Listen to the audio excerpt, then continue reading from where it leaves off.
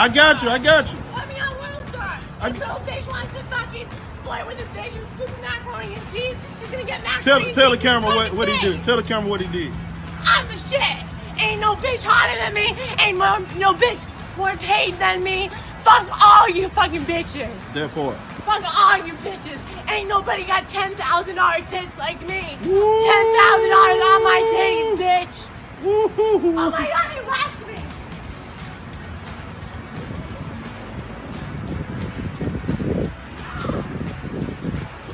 I got it. I got it.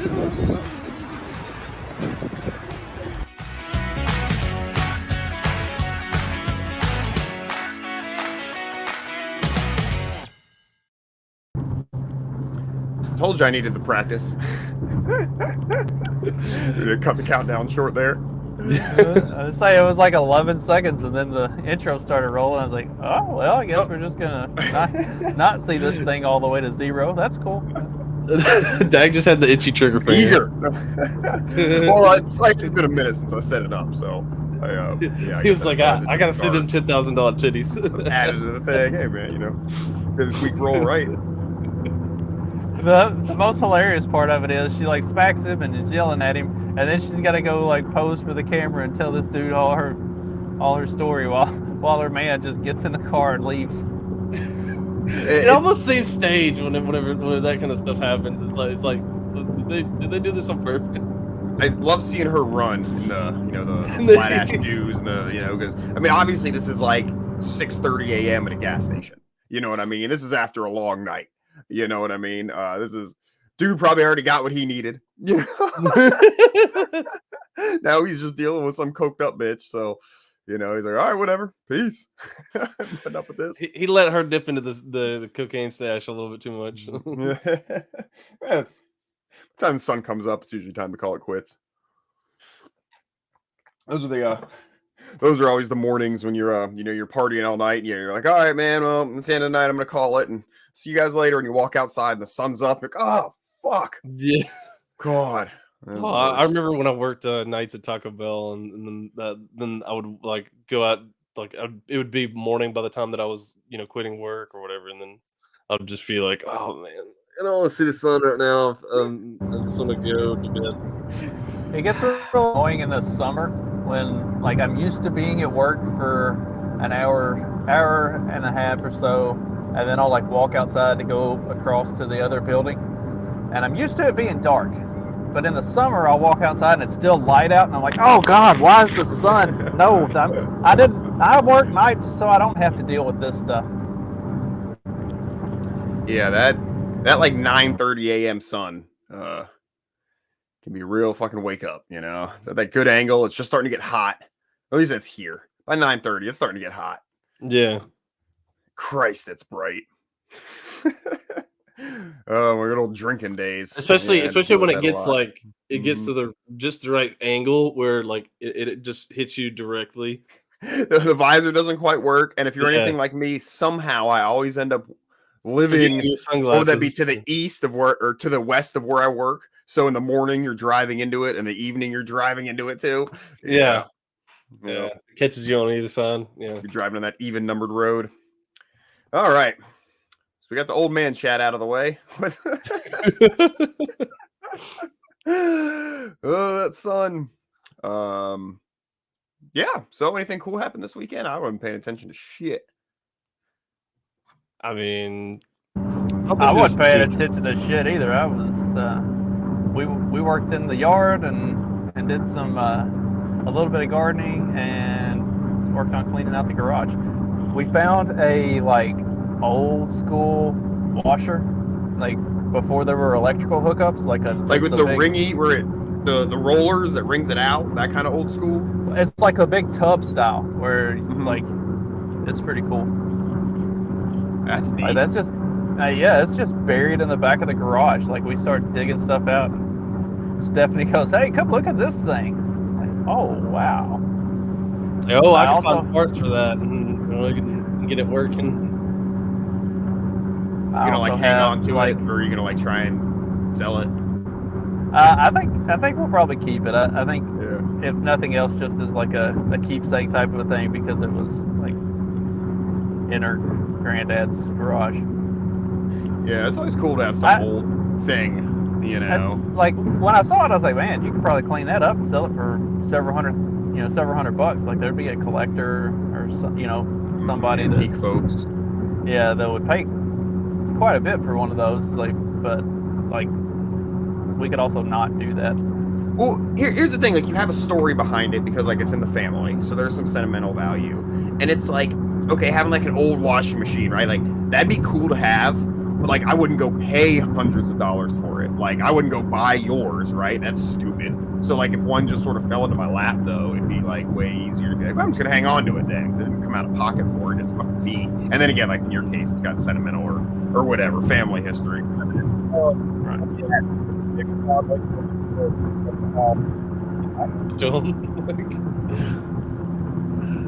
Probably Katie, I bet. When she'll actually probably move out of the house. Like I bet Sean will probably be stuck there.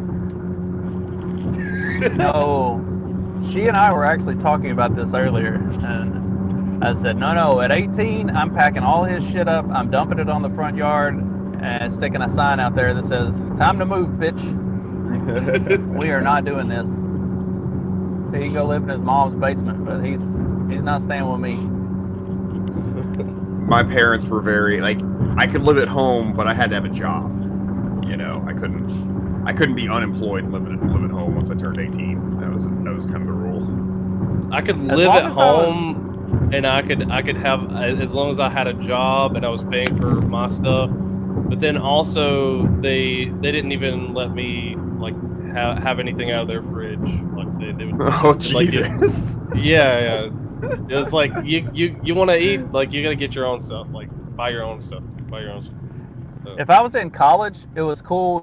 It was whatever. They basically acted like I was still in high school. But as soon as I dropped out of college, because I decided to take a year off and just like work, and I needed to kind of get out of the school thing for a while, and so I dropped out. And as soon as I dropped out, I started paying rent. Like it was like, okay, you're not in school anymore, so it's time to start paying rent.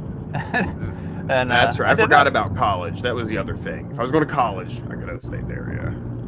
So I did the paying rent thing for a couple months, and then I was like, if I'm gonna pay to live somewhere, I'm gonna pay to live in my own place. And I found a little parents.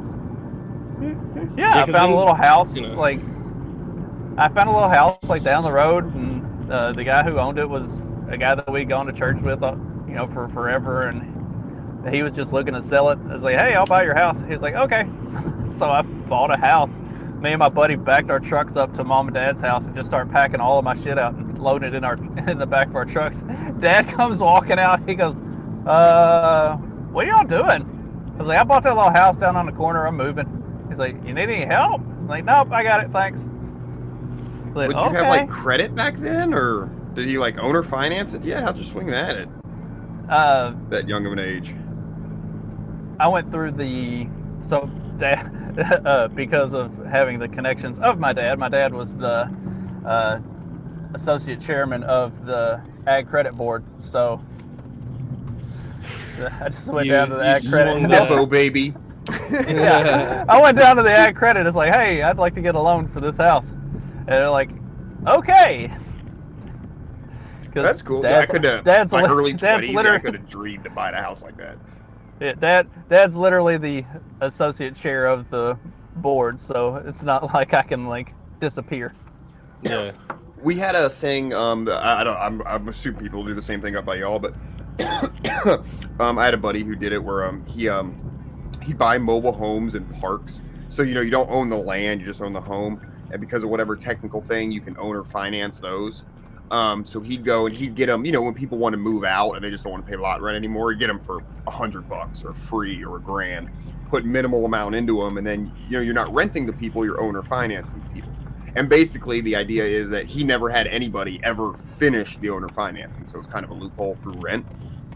But we got a mobile home like that when we were in our early 20s, me and the wife. And we actually ended up paying it off. So we got like the home for like 10 grand, once we ended up paying it off. But there's no credit check or anything. So we, owned a home technically, like at that point.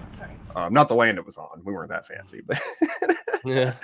but yeah. Then when I moved back from Wisconsin and I was by myself, boss man did an owner finance thing to me for a house that he owned. I was paying like $400 a month for this tiny house in the ghetto, but it was cool because technically I owned it, but I didn't have to go through a bank or anything. But then until we got this place, this is the first like mortgage I've ever had. Like, yeah, it's a weird feeling to say, oh, I have a mortgage. Yeah, it's way different because what I did first whenever I was 20, what I did is I got my wife, we were engaged at the time, and we were gonna get married, like we were gonna wait a year and get married. She was able to get, her granddad had like 10 or 12 acres or whatever, and he just gave us an acre, and then what I did is, I went and found a mobile home, and we put the mobile home on that. Bought that one for 12 grand. Very nice. Able to finance it through the bank, and then paid that off over a couple of years. Great way to go, dude, to start, because the mobile home can just go, right? Yeah. So you can do that for a starter house, and then if and when you get in a better position in life and squirt out a kid or two, and you need the space, you can get a house or just roll in a bigger mobile home. And then if codes allow, leave the other little shitty one there, and you got a mother-in-law apartment or something. So, yeah, man, I think it's a great way to go to build up, for sure. Oh yeah, it was like other than the other stupid things that I did, I guess during that time trying to figure out what I was doing, not really paying attention to like all of my credit and stuff like that. If I'd paid attention to all of that stuff, it would have been more helpful. But definitely, it was definitely a good path to go to get that, buy that mobile home, and then sell that. We sold it. We only got like half for it, half of what we paid for it, which I was fine with that. I'll just get rid of it because at that point, then we moved in. We rented for like a year, and then we finally bought our house. So that was kind of a good progression, I think. Hell yeah. Check it out. I got an office back. Look, there's not a hovel of a home back here anymore. Old Winnebago got up and running this weekend, so it's pretty cool. Speaking of mobile starter homes,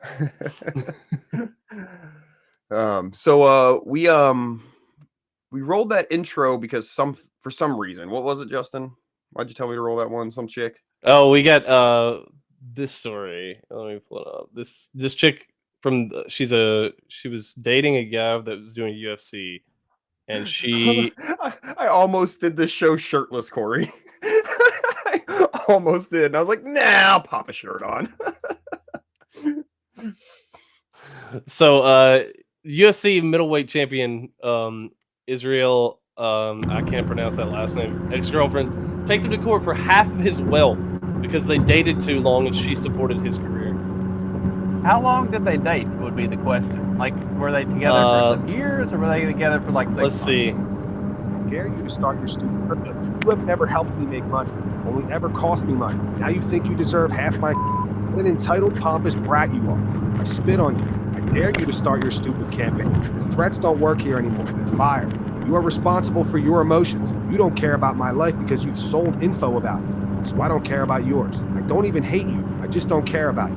I've not been in love with you for a while. In summary, I'm glad this all happened. I wouldn't change a thing. I'm glad I finally have someone who can stand next to me and not feel like my shine takes away from theirs. Confident in her own light.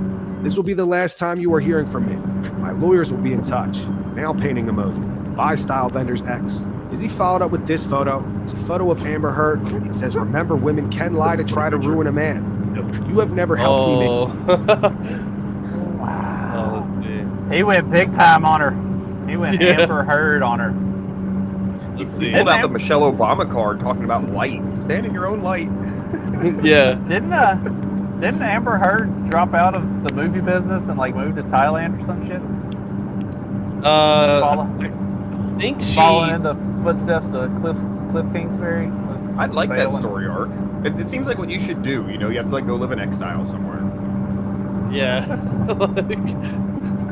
like you make some really stupid public claim, and then all of a sudden it's like you're gonna go hide away for the rest of your life. God, if only journalists could do that.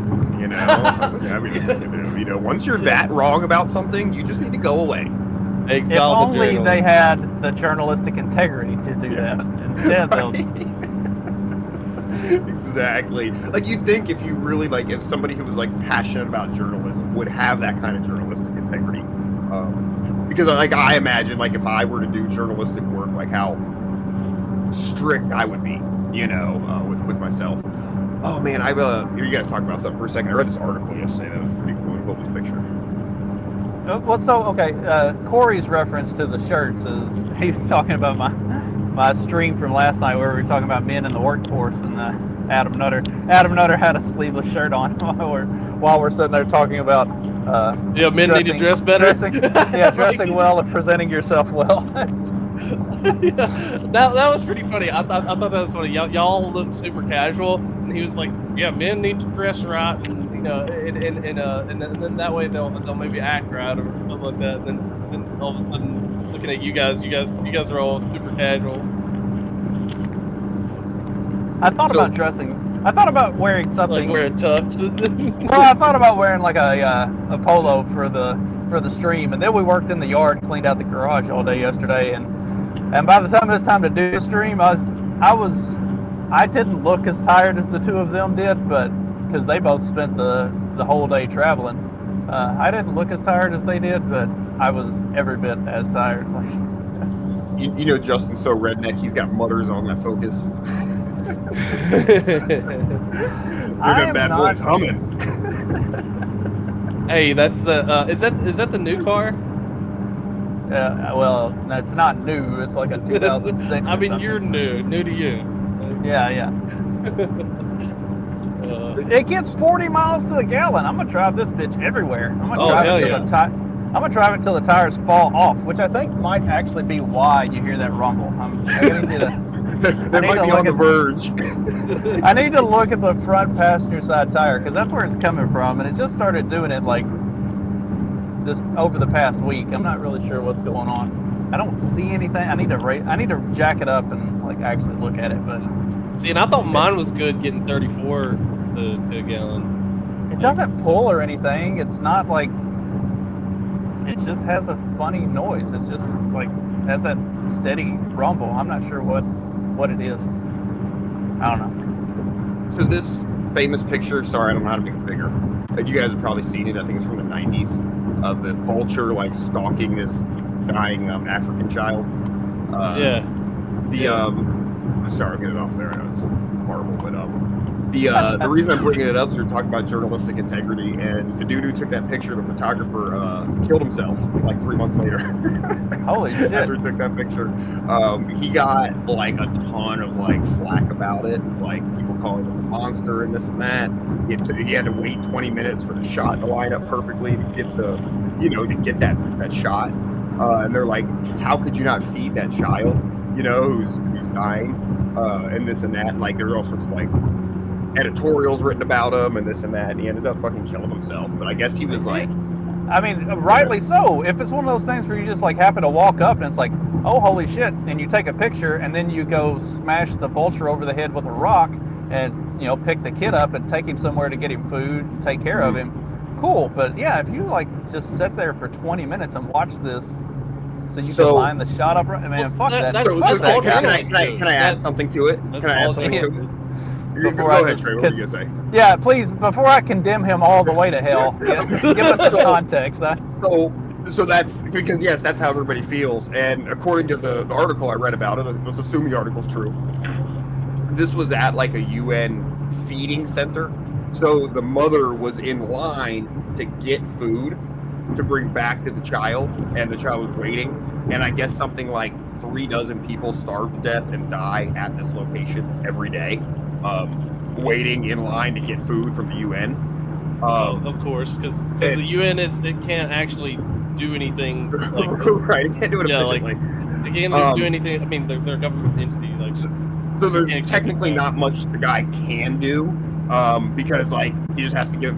If he had food, he'd have to give it to just everybody, right? And whatever child. I guess he took the picture and then went and scared the vulture away and whatever. So he didn't scare the vulture away. But I guess this, and I at the time the idea was if you're a journalist in like these war-torn places and stuff, like you're not supposed to interfere, right? You're just supposed to take the pictures, and that's that. I guess he's been doing it for like a decade, and like like all these horrible things that happen in Africa, photographing it.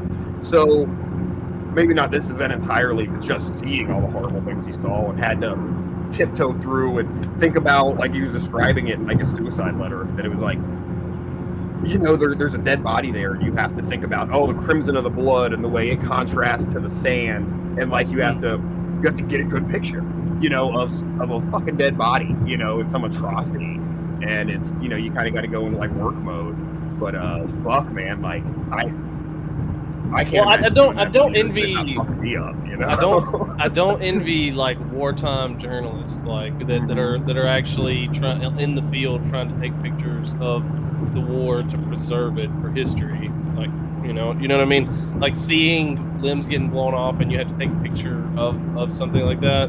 That I have a little bit of respect for that kind of stuff, as long as like they're they're not trying to paint a particular story, I guess. Like, as long as they're just trying to tell history and they're not trying to propagandize. I mean, I know they kind of do somehow most of the time. Like, you got your side, right? Yeah. I mean, like, you're there for the U.S. I mean, if you're taking, the Union photographers, like they weren't really trying to get the Confederates in the best light, obviously. But as Chelsea Manning, some pictures they just don't want out there.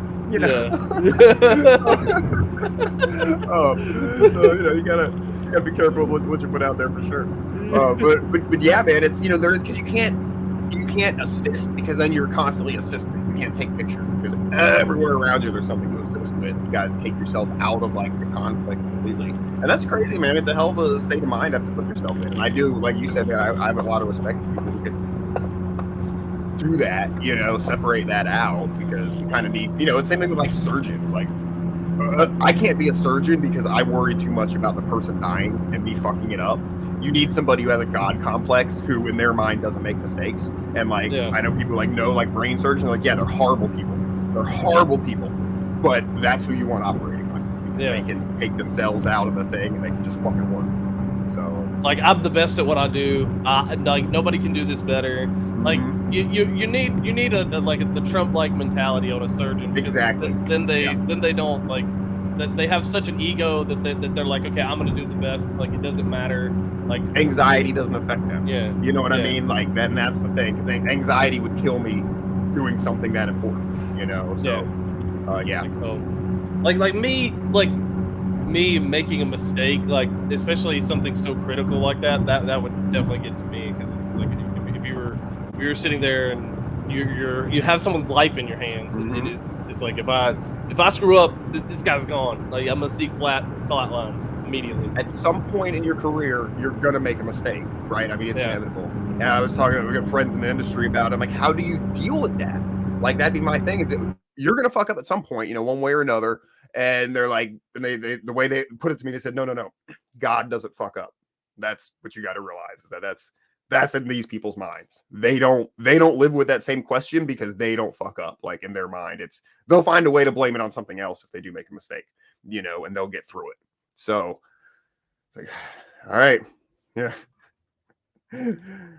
Oh, don't say that, man. Your life is in your hands. Oh no. You've seen The Big Lebowski, right? Yeah. Right. Okay. Yeah. Oh, thank God we got Mark out of here then. One person who's never seen it. I doubt he's listening, so I can talk shit about him. It's too early in the morning. He's still recovering from a late night last night's shower shopping trip. Oh, he got out of prison. Oh, okay. I'm not sure where we're at on the timeline. Oh, fuck. Look, he now he's probably just working in sweatshops now. Like that's his fate now. Making license plates. Trying to slip in hateful messages in the license plates without anybody noticing. Well, Speaking of prison, have you 1513. What is it? I was gonna. I don't know where this. 5013. I don't know what it is. So speaking of, I guess All on that having train. somebody's life in your hands. Ask Jordan, what's wrong? How can I help you? He was choked to death instead. So for everybody saying, I've been on the train and I've been afraid before, and I can't tell you what I would have done in that situation, I'm going to tell you. Ask how you can help. Please. Sorry, when somebody's like screaming belligerently Don't and attack. talking about You need attacking food. people, I'm not gonna ask if you're telling me you're gonna kick my ass and that you're gonna kill me and you don't care if you go back to jail. I'm not I don't gonna care if ask I you die. how can I. I'm not gonna ask you how can I help you. I'm going to ask you how quickly will you pass out when I put you in this chokehold. Like, Is anybody on the train a psychotherapist? Excuse me? Is anybody on the train a psychotherapist? This man needs help. Fuck. Where's the social worker? We need the social workers. Social worker stat. 12-week inpatient rehab facility. 12 patient. Damn it. I mean, if you were allowed to carry in New York, then you could just like put one in his kneecap, and then you can ask him, how can I help you aside from there's now The gunshot disintegrated wound. kneecap. Yeah, like other than the gunshot wound, what Yeah. assistance do you need?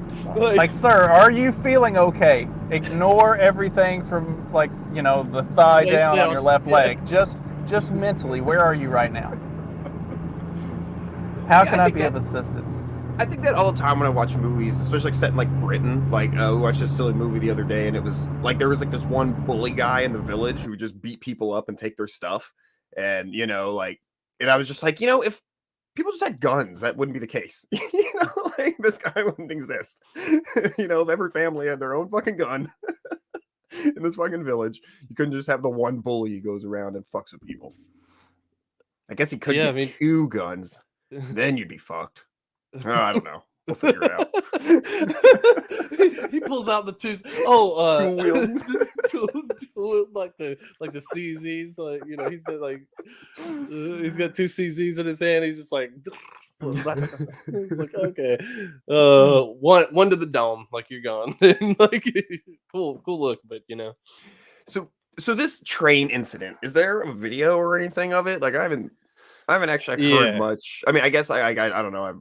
I don't know if I talked about it on here. Woke up one morning and looking through the timeline there, and I just saw AOC talk about some dude who got murdered on the subway, who was houseless, and that this is like the gap between rich and poor and this and that. And I said, oh, this guy's probably a terrible person with a rap sheet a mile long.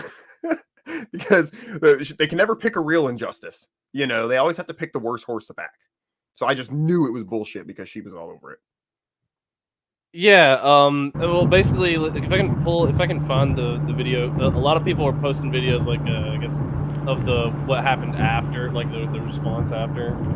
So, Well, I think he had like 50 something arrests and over 40 previous convictions. Like, how is this dude still on the streets? He may have been mentally ill, and that's sad. But like you said, he can't be out on the street being violent. Like, you know what I mean? Like, you have to do something about that one way or another. And it looks like something got done about it. Oh yeah, So- it got handled, but maybe not the way that anybody. Well, like I always say, when shit like this Well, and happens, like- it sucks, but it's over now. Like Fuck. the Marine that put him in the chokehold, like after, and This is the So after. This is the yeah. aftermath. So, Like, he so lays if you him watch down. if you watch the full video, like they put him in the chokehold, and the whole time he is like fighting tooth and nail.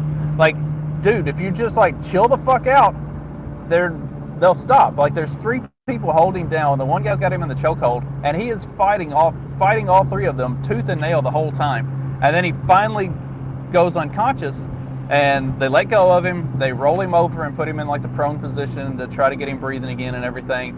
And there's some involuntary convulsions that you can kind of see, like the life leaving his body finally and stuff like that. But like they neutralized the threat.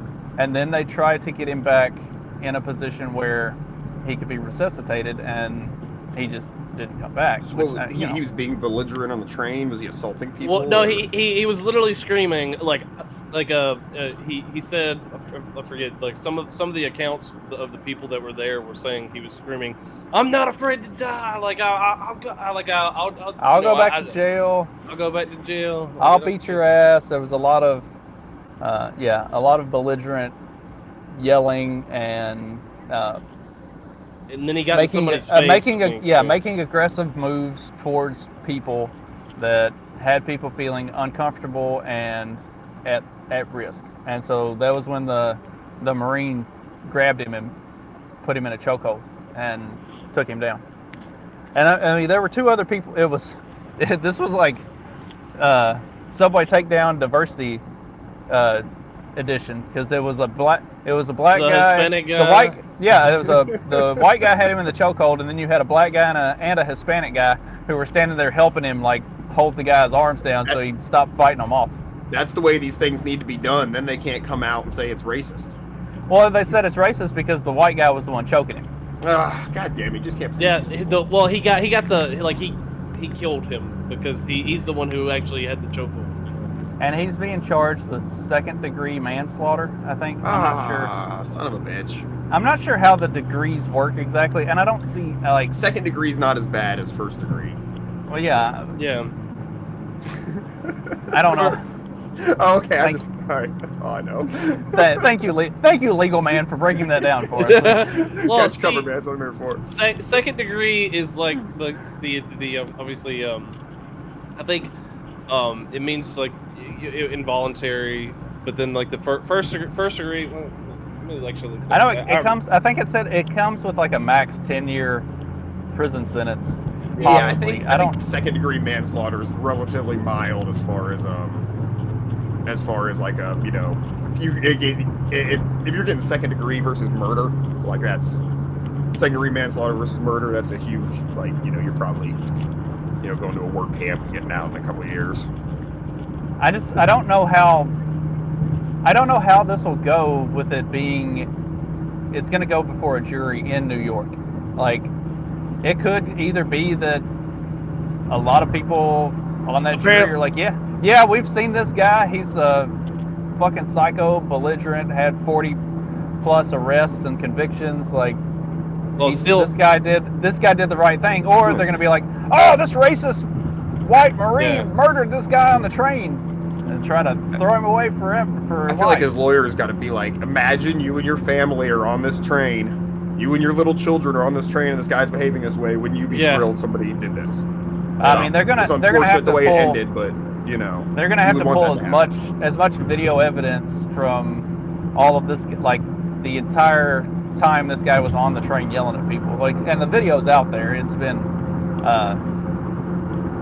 mainstream media hasn't shown it, but the video of this guy being belligerent, yelling at people, and everything, it's out there.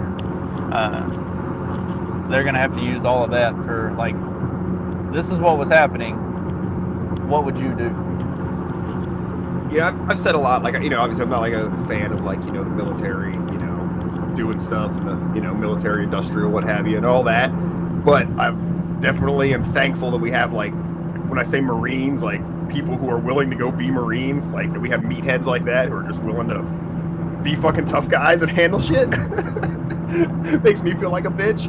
Like, fuck, man, I'm glad those guys are out there handling problems. Oh yeah, wait. Here's the actual video of what I guess this isn't the good angle though, but this does have video here. See, there's like a Hispanic guy here. I think there's like a black guy behind him holding his leg. He was flailing, like. Hello, I'm Mark Brown. Get more great ABC7 content by clicking the subscribe. That's not the best one. But he was basically, he's flailing about, and he's saying all this kind of stuff like, I don't care to go back to prison. I'll die like for this, and I don't care. he was just crazy. And then like, but you can't expect people to live with that. Like, you can't expect people to live with that and be okay with that kind of stuff going on in your neighborhoods or anywhere in any public space. And then just like, people have seen enough videos of this stuff happening you've seen it in Chicago, you've seen it in New York, you've seen it in Philadelphia, you've seen it in all of these big cities where you see these videos of people on the subway getting assaulted, getting yelled at, just have somebody walk up on them and punch them for no reason. Like, the more you see this stuff, the more it desensitizes people to giving a shit about the people doing that. So, like, you're going to end up with people who are of a certain mentality that at one time probably would have been content to not do anything about it, to just be like, all right, I'm just going to put my head down, mind my own business, and try to get off the train, who are now going to, after seeing this happen repeatedly, and obviously nobody's going to do anything about it, it becomes kind of like we talked about it last week, the Brazilian street bike gangs, and people who just run these motherfuckers over because the Brazilian police won't do anything about it. That's what you're running into with this stuff on the subway. Like, people are going to start policing the subway themselves because obviously the system is not going to do anything to stop it. Hoorah! Give those ex-Marines something to do. Put them to work, yeah. Hell yeah! Other than being cops, just plain clothes subway vigilantes. I'm cool with it. Yeah. I mean, supposedly, I don't know if this is true or not, but supposedly there's like an air marshal on more or less every flight, especially like big commercial flight, has somebody on there that's just like plain clothes to monitor the situation and make sure things don't, go completely off the rails and you end up with something that's going to like threaten passengers or threaten the integrity of the flight. Someone's emotional support peacock gets out of hand. Yeah. Why can't they put one of those on the cars and just let them ride all day? Like, walk up and down the cars, monitor things, and if you see somebody acting belligerent like that, fucking tase them and throw them out on the tracks. Because that's inhumane, Like that's the whole thing. Is New York City is so humane, like San Francisco is so humane. And that's the hard part about it, is like they're trying to label themselves as so humane. But it's the most inhumane thing to let these people just run rampant, because they're not getting the help that they need. It's not doing anything for them. I mean, honestly, like you could do a lot to actually help them, like especially the family. Clearly, they never stepped in, they never helped this guy, but now they're going to profit off his death. That's kind of scummy. I don't like that. I don't they're like, how could we let this guy choke our brother to death? It's like, how could you let your brother get arrested 50 times, get convicted 40 plus times, live homeless and be a complete degenerate and like terrorize people like this? Like, why didn't you ever do anything to help him? Maybe you should have choked his ass out once or twice and helped him, get back on the right path.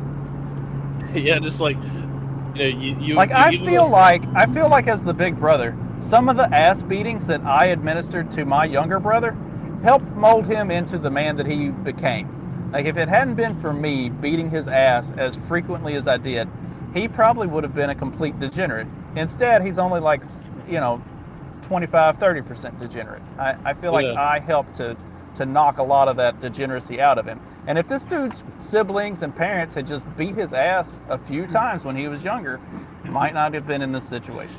Yeah. I'm going to take the opposite stance and say maybe he got his ass beat a little too much. Sometimes that's the problem too. There's that sweet spot, you know what I mean? There's a fine line. I feel like I'm kind of dancing on that line with my son right now, but we'll figure it out. You guys remember the time on Seinfeld when the undercover subway cop saved Kramer from getting? He was dressed up as a homeless man. Oh fuck. Seinfeld is a great show. It is. I can still pretty much just have it on and watch it. So talking about like the talking about the big cities and stuff. Gross. Stephanie was seeing an article earlier this morning. She'll sit there and read the headline out loud and then just start commenting on it, which I love. She should join the show on these. I told her for these 3 weeks that she's off work. Right? I told her for the 3 weeks she's off work, she's going to take my spot on the show. And she was not. She was not all that accepting of that idea, but you know, she's going to be on some good pain meds, so I'm sure I can, you know, get her loosened up a little bit and talk her into it with the right concoction of. Dude, I gotta get my wife to be on here, and then we can, and then she can be upset that your wife's on pain meds and she's not, and then we can see what kind of drama that brings. Yeah. So anyway, she was reading headlines and then commenting on them, and there was one that said that all of these big cities don't understand why businesses are leaving, like CVS and Walgreens and Walmart and all of these others that are leaving. If you've got Walmart leaving your neighborhood, it is bad because Walmart lets so much crap go. Like they let so much. Even here, there's not that many homeless people. Like there's not a huge like just homeless population around here. But of the few homeless people that I see, most of them I see in the Walmart parking lot. I think I read somewhere that Walmart is leaving the state of Oregon entirely. Like, holy shit! Oh yeah, yeah. They're just like, fuck Oregon, we're out. Like Portland. There's a whole big part of Oregon that isn't even city though. Right, and then, once that part of Oregon succeeds in joining Idaho, then they'll come back. But they're not messing with coastal Oregon anymore. They're done with it. Well, it's probably like all of these Oregon big businesses are like, leaving like San Francisco and places like that because they keep getting looted. She said when she read it that the headline said these cities don't understand why all of these businesses are leaving. She said because they're tired of getting looted every day. Obviously, like yeah. You know what they say when the looting starts, the shooting starts. Calm down, rooftop Koreans. That's actually Trump, but you know. Oh, fuck. I mean, good old Trump. I mean, that's what do you expect them to do? Like, do you expect them to really sit there and let them take losses after losses all the time and not be able to do anything about it? Like, it's just no point. They're a big enough company; they can just leave the area. They've got other markets, you know. So fuck. Right, it's like we don't need your business. We'll go somewhere else. We're already making plenty of money. It's not like we need to be here. Well, that's the funny it's a thing liability. about Why would you stay? Them being a global business, like these global businesses like that, they don't need this land area. They can be anywhere. Like they can have any location, especially now with like, you know, a lot of people buying their stuff online. They have warehouses anywhere that they can ship to anywhere in the world. So what's the point of like them sitting there putting time and effort into a location that's just going to be run down? Like there's no point. Like they would be better off just to make the money shipping their stuff like an Amazon and shipping all their stuff and not really even have a storefront. Yeah, man, they don't even lose like the real customers because they can buy their shit online if they really fucking need it. And yeah, it's it's just a liability to be somewhere. Why deal? Yeah, man. Well, that's what you get. You get what you get, and you don't pitch a fit. That's get them cities under control, man. All I'm gonna say. I got make a couple phone calls. I'll see y'all on Wednesday. All right, dude. You too. See you later. Yeah, man. You get the fuck out of the cities, dude. I just, especially this day and age, I just don't get the appeal. Yeah, I mean, every time Birmingham's the closest big city to me, I guess, and every time I go to Birmingham, I see homeless people. I see all this, just everything's run down. Like even the so-called nice like business buildings that they used to have, they're starting to look kind of, run down, grimy. They're not like a lot of that upkeep isn't being done, Mhm. and it's because nobody wants to be there. I mean, and a lot of businesses just don't want to be a part of that. I mean, in the riots of 2020, like Birmingham got, it got torched too. So there was a lot of stuff going on there too. So Oh wow, really? yeah, they toppled the statue. There's a statue in Birmingham that's for I People are guess gonna do what they're gonna do. yeah it's Is what's her name said. yeah. Which Some people honestly, did right? something. Yeah, Some people I, did. I mean, it's not an untrue statement. I think really, I'm like, yeah, it's kind of true, but you shouldn't really say it like that as a politician, like, as an agorist, like I agree. People can do what they're gonna do. But yeah, it's not really a good stance for a politician to take. Oftentimes. I don't think it's a good stance for a new Twitter CEO to do either. Oh yeah, what's up with? I don't know anything about this, but she's like I don't know, she's some very She's connected person in a bad way. Or she's WF. Okay. specific and not tweet after 3 a.m. People in this room would like to see that. It'll make them feel more I confident. will aspire to tweet less after 3 a.m. But I mean, it is important that, I mean, if I were to say, yes, you can influence me, that would be wrong. That would be very wrong. Because that would be a diminishment of freedom of speech. But I want to be specific about influencing.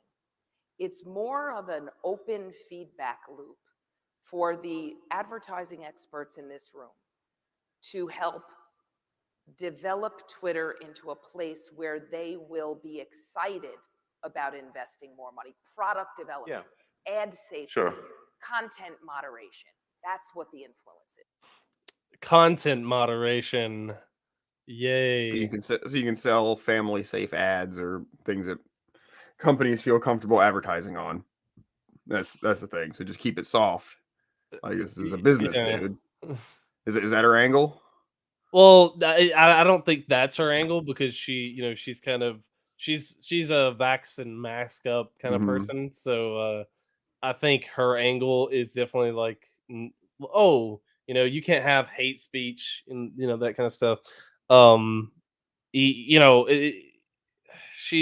She's part of that crowd. She's part of the blue pilled crowd, but people were saying she also follows some people who are like libs of TikTok. I don't know if she's just following them to keep an eye on them or what, but I mean, I think I don't see any good can come from him appointing someone like this as a CEO that wants to go after advertisers, especially after Elon said himself that the reason that he's doing the paid subscription model was so that he didn't have to worry about advertisers.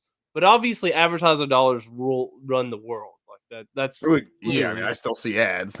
Yeah, I mean, it doesn't matter how. I mean, doesn't matter what you do. I can have all the ad blocker in the world on my browser, and there are still some ads that get through because they have to have some advertisement somewhere. It's and they'll do whatever they can to get around ad block or whatever it is. Or they'll try to make it where you're just so sponsored posts and stuff, though. Yeah, well, it's like like the people who I watch on YouTube sometimes, like when I still watch YouTube, it's like, well, they'll have some sponsored ad of like, hey, this is sponsored by this, blah blah blah, and they're still getting their ads out there some way. I mean, it may not be the same ads. It's not like the YouTube friendly ads all the time. I mean, I don't know if YouTube, they might run ads for something like Manscaped, but like or whatever the kind of weird stuff. That's what you get, huh? Yeah, well, it's like the all of them have to have Manscaped for some reason. Like, I guess because they know that dudes watch the kind of videos that I watch. Yeah, they're like, dudes, like you're the ones watching this video. This is your demographic, so therefore, at least some companies still care about demographic for some reason. Like, a lot of companies would be like, well, no, they need to have female representation, for their ads for Manscaped too. It's probably like Like they had the exact same product for females, but it's just a different color, and they market it totally differently. On different podcasts. yeah, probably like the like the woman's hour or something like that instead of like the man's hour. It's like, oh yeah, like so we have this special leg hair trimmer and stuff like that instead of or maybe it's for down there too. Yeah, maybe they're like, hey, you can clean your area with it too.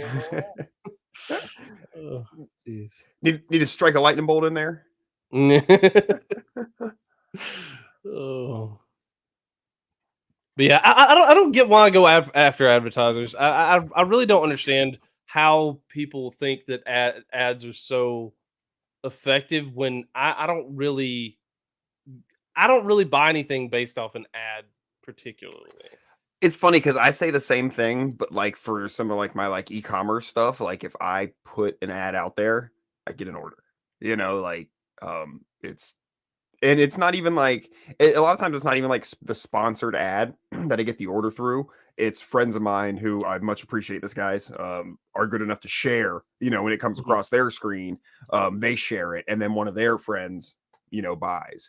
And that's typically that's more of like a word of mouth, I think, though. Like, it is, but it's word of mouth. I just know that when I take the time and effort to do that and put the ad out there as a business, that it is then effective one way or another, right? Because I put that ad out there and a friend shares it, it is word of mouth. So I could just do posts or whatever, but then they don't get, the way the shit works. If you don't pay for it or whatever, half the time that nobody sees it. But from a marketing standpoint, it's like, I get it, I guess, and if nothing else, it's the brand recognition. You see that shit scroll across your screen, like 7 times? What is it's some saying or something like if you can touch someone like 7 times, it sticks in their head. Like then you're in their brain. So like even you're just there, that brand's there. So there's all sorts of weird marketing psychology behind it too. But I recognize some of the brands. It's just like a lot of times like the ad doesn't necessarily. It might even get me to click to like look at it. Okay. But it doesn't always get me to buy. Like I don't complete purchase it. I just have a thing against like buying something from an ad that gets thrown at me online. Yeah. That's like it's almost like a psychological thing. Like either like it's a scam or I don't want to feel like they got me.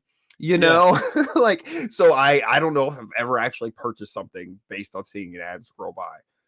It has made me aware of things that exist. I can say that. What I have done based off an ad is I'll go find a cheaper alternative of the same thing. Like, oh, that looks neat.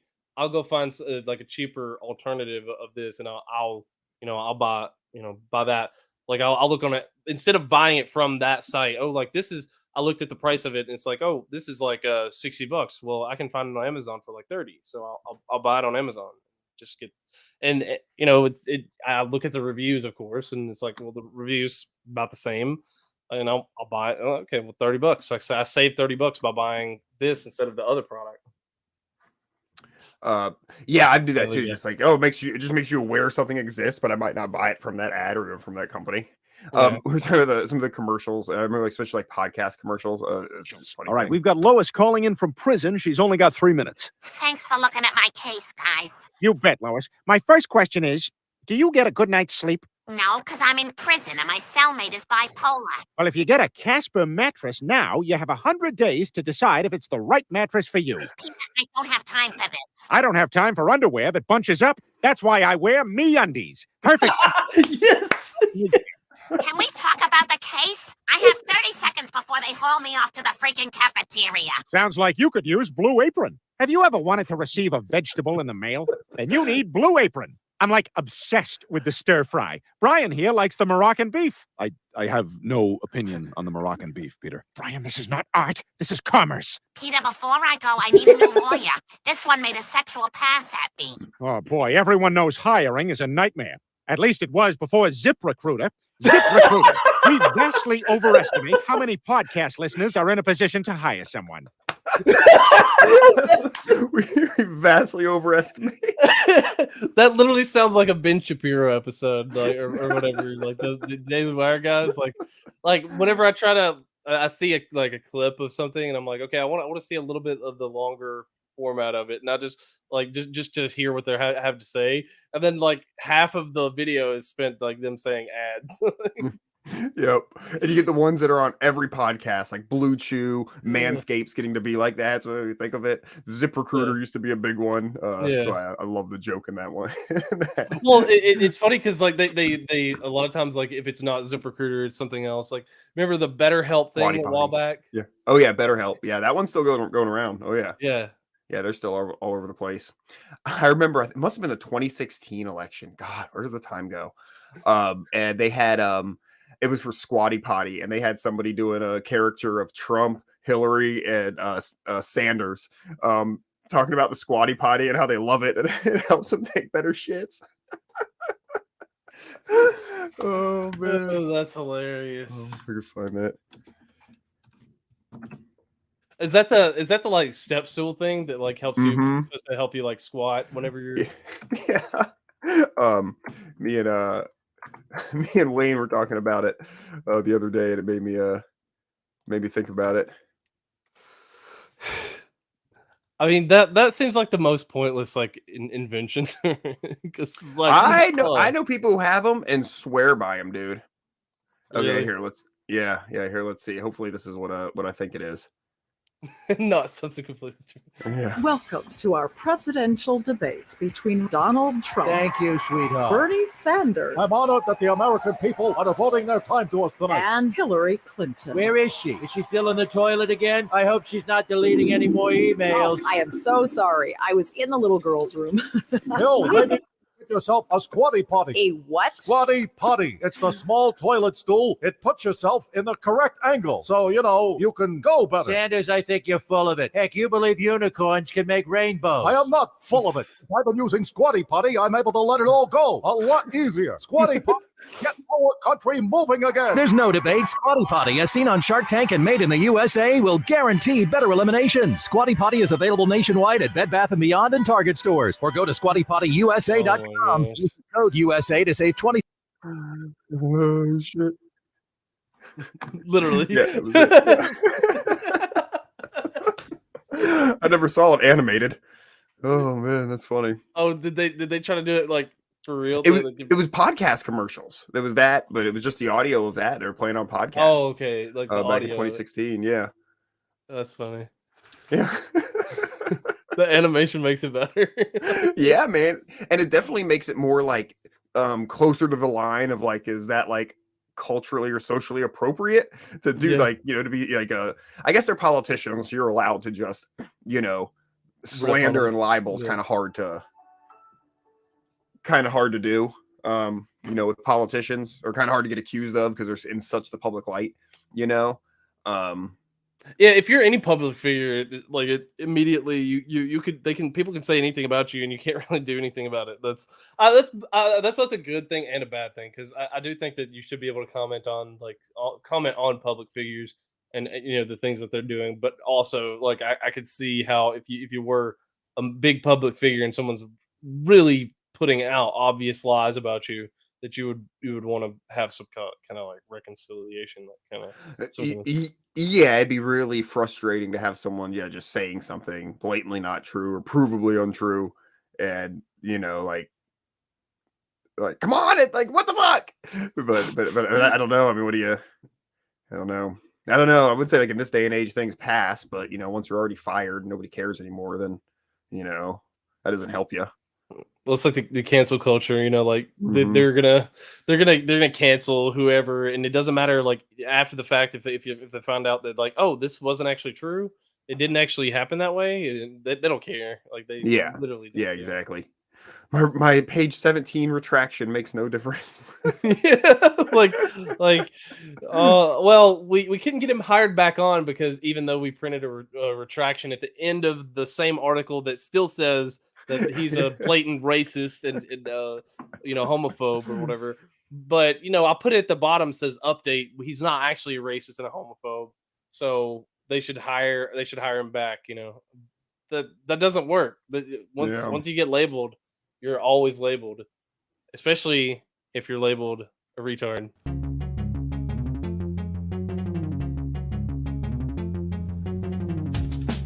Because democracy basically means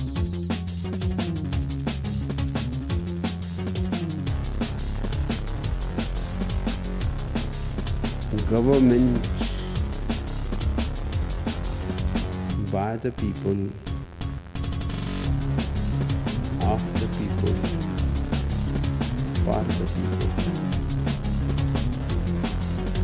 But the people are retarded.